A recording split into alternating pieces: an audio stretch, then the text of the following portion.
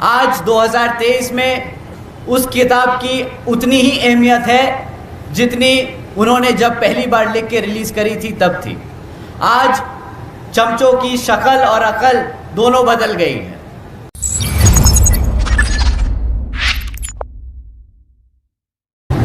सबसे पहले मैं अपने सभी संतों, गुरुओं, महापुरुषों को, जिसमें खासकर महात्मा ज्योतिबा फूले, छत्रपति शाहू जी महाराज, नारायण गुरु, पेरियार रामास्वामी जी, बाबा साहब डॉक्टर भीमराव अंबेडकर जी को नमन करता हूँ।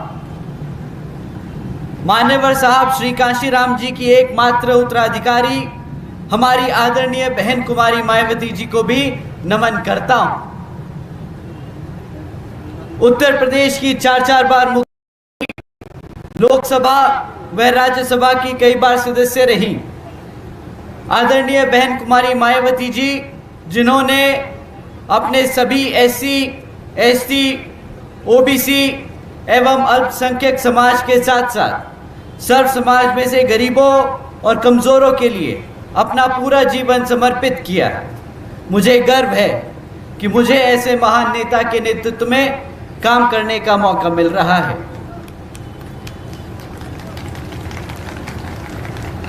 मैं आदरणीय बहन कुमारी मायावती जी का हार्दिक अभिनंदन और आभार व्यक्त करता हूं।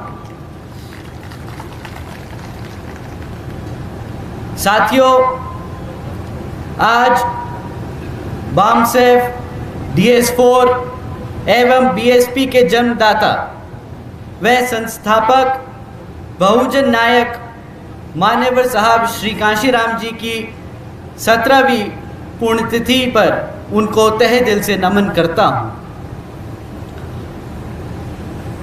साथियों, मैं हमेशा अपने भाषण से पहले पूरी तैयारी करके आता हूँ, पर आज के लिए मैंने कुछ लिखा नहीं। आज के लिए मैंने सिर्फ मान्यवर साहब के बारे में पढ़ा, उनके बारे में जानने की और ज़्यादा कोशिश करी और उनकी जो सोच, उनके जो तौर तरीके, उनकी जो नीतियाँ थी, उनको समझने की कोशिश करी और आज के समय में उन नीतियों को किस तरह से हम अपनाकर, इस्तेमाल कर उनके इस मिशन और मूवमेंट को एक नई ऊंचाइयों तक पहुंचाने का काम कर सकते हैं, वो मैंने समझने की कोशिश करी। साथियों, मुझे जानकर हैरानी हुई कि जब मान्यवर साहब छोटे थे तो उनको पहले एक सरकारी स्कूल में उनका दाखिला कराया गया और वहाँ पे उन्होंने पहली बार ये जातिवाद, ये कास्टिज़म फेस किया कि जब छोटी जात जिसे कहते हैं SC, ST, OBC, उनके लिए पीने का पानी पीने का घड़ा अलग था और ऊंची जातों का अलग था। मान्यवर साहब ने शायद पहली बार वो जातिवादी मानसिकता जो समाज में इस कदर थी, उन्होंने वो पहली बार फेस करी। परंतु जैसे जैसे उनका एजुकेशन करियर बढ़ता चला गया, वो इन चीज़ों से थोड़ा सा दूर होते गए। मान्यवर साहब कभी राजनीति में आना नहीं चाहते थे, ये मैंने सुना। परंतु जब वो DRDO में एक साइंटिस्ट की पोजीशन पे थे तो उनके ऑफिस में ज्योतिबा फूले जी की जयंती पर जो छुट्टी दी जाती थी वो कैंसिल कर दी गई और उसके लिए उनके साथियों ने आवाज़ उठाई, जिसके चलते वो छुट्टी रिस्टोर कर दी गई। परंतु इस इंसिडेंट ने मान्यवर साहब को एक राजनीतिक रास्ते पे ले आए कि जो आज भारत में बाबा साहब के बाद दूसरे सबसे बड़े दलितों के, शोषितों, वंचितों के सबसे बड़े नेता और मसीहा बन गए। साथियों, वो शख्सियत जिसने अपना पूरा जीवन, अपना पूरा परिवार इस बहुजन समाज के लिए त्याग दिया, आज हम उनकी कुछ उनके कुछ दिए हुए नारों को समझने की कोशिश करेंगे और उनको एक युवा के नज़रिए से एक 2023 में शायद समझाने की मैं कोशिश करूंगा।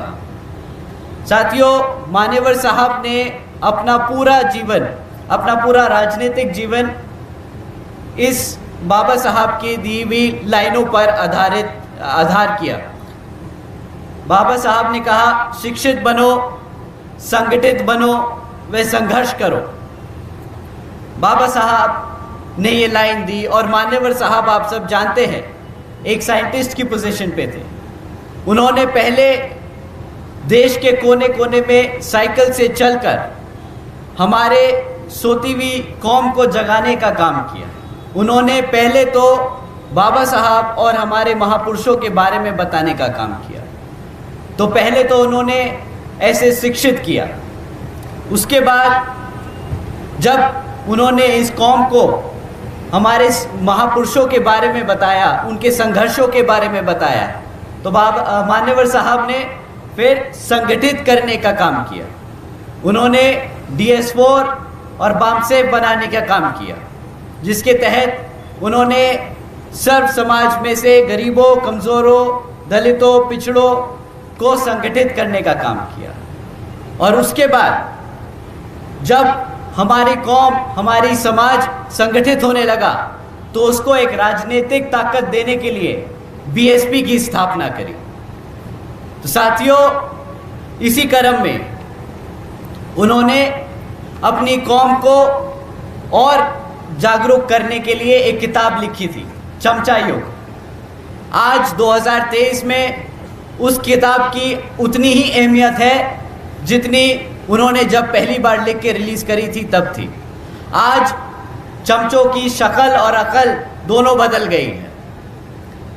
पहले चमचे इस कदर हुआ करते थे कि वो दलित, पिछड़े समाज से नेता तो बनते थे, पर कांग्रेस और BJP जैसी पार्टियों में नेता रहते थे और उनके इशारों पर हमारे समाज का उत्पीड़न और उनके वोट की खरीद फरोख्ती करते थे।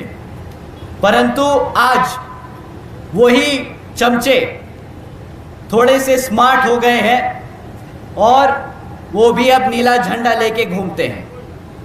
वो भी आजकल बाबा साहब के नारे लगाते हैं, मान्यवर साहब के नारे लगाते हैं। हमें इन्हीं बेरूपियों से समझ के और संभल के रहना होगा। वो आएंगे, बातें करेंगे और आपको बहलाने की कोशिश करेंगे। वो जानते हैं कि अगर मान्यवर के सिखाए तैयार किए हुए सिपाही BSP से अलग हो जाएं तो ये बहुजन समाज कभी अपने पैरों पर नहीं खड़ा हो पाएगा और यही उनकी वो साजिश है। तो साथियों, जो चमचा युग एक युवा आज की युवा के नज़र से देखे तो वो बहरूपों की तरह नीले झंडे के बैनर के नीचे ही बैठा है। हमें उनसे बेहद सतर्क रहना होगा।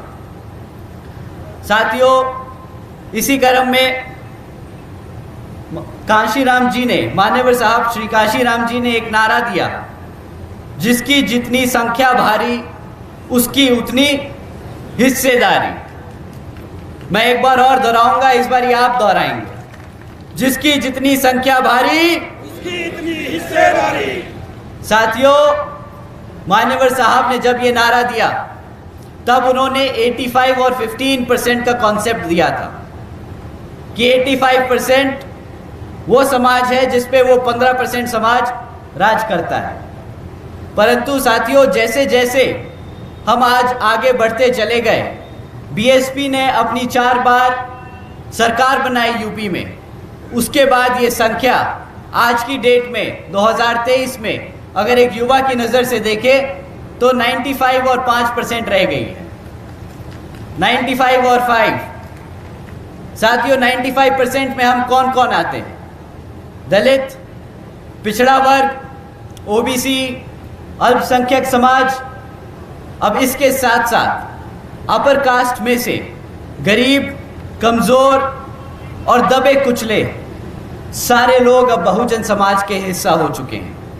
और साथियों, वो 5% में वो मनुवादी सोच रखने वाले बाहुबली जो पीढ़ियों से राज करते आए हैं हमारे समाज पर, वो 5% में आके आज शामिल हो चुके हैं। तो मान्यवर साहब का ये नारा कि जिसकी जितनी संख्या भारी उसकी उतनी हिस्सेदारी, आज भी उतनी ही अहमियत रखता है जितनी तब रखता था जब मान्यवर साहब ने पहली बार ये नारा दिया था। तो साथियों, इसी नारे को याद करते हुए हमें आज के ज़माने में समझना होगा कि किस तरह हम भाईचारे के आधार पर सर्व समाज में से कमज़ोरों, गरीबों और पिछड़े समाज को अपने बहुजन समाज में जोड़कर आगे बढ़ने का काम करें, ताकि आने वाले लोकसभा आम चुनाव में हम यहाँ पर राजनीतिक ताकत बनकर अपने सर्व समाज में से कमज़ोरों, गरीबों और पिछड़े समाजों का उत्थान और उनकी मदद कर सकें। साथियों, दूसरा नारा जो मान्यवर साहब ने दिया, जो हमें आज बहुत दिल से छूता है, मान्यवर साहब ने कहा, वोट से लेंगे सीएम पीएम, आरक्षण से लेंगे एसपी डीएम। एक बार आप मेरे साथ दोहराइएगा, वोट से लेंगे सीएम पीएम,